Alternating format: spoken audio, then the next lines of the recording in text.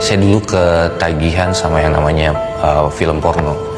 Saya pikir itu bukan masalah karena ya laki-laki gitu nonton bokep ya standar lah. Siapa sih yang nggak pernah itu? Yang penting kan nggak selingkuh, dosa kecil lah itu. Cuman lama-lama dari yang cuma sekedar nonton akhirnya berubah jadi koleksi, dari koleksi akhirnya berubah jadi kebutuhan yang nggak pernah bisa lepas dari kehidupan saya waktu itu. Pada awal pernikahan istri saya nggak tahu, sampai akhirnya itu jadi masalah karena pasti ada efeknya. Ketertarikan saya sama dia juga pasti berpengaruh kan. Otomatis saya juga masturbasi dan lain-lain.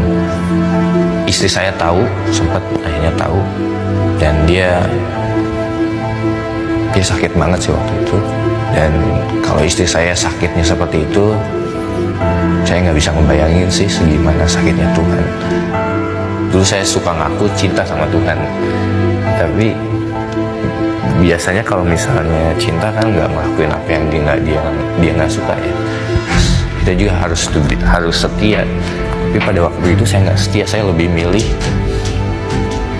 apa yang saya mau daripada rencana Tuhan. Apalagi kalau misalnya dilihat itu sebagai dosa kan konsekuensinya maut. Emang nggak langsung mati, tapi sebenarnya maut udah mulai bekerja di pernikahan saya.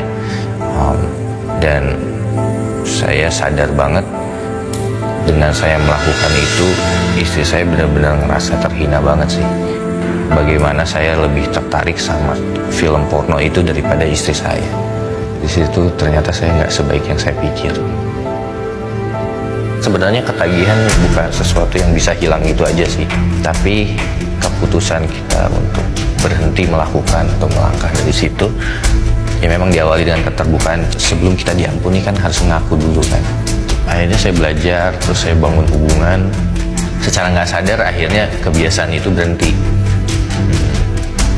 Seandainya saya tetap pada cara hidup saya yang lama, saya nggak ketemu komunitas yang baik, saya tetap tidak mau mengenal Tuhan. Jadi mungkin saya udah selingkuh sana sini, atau mungkin terkena penyakit menular kali. Apa yang kita pikir nggak mungkin aja kok. Saya Frans Sikolas, ini aku dan sebuah cerita. Mwah.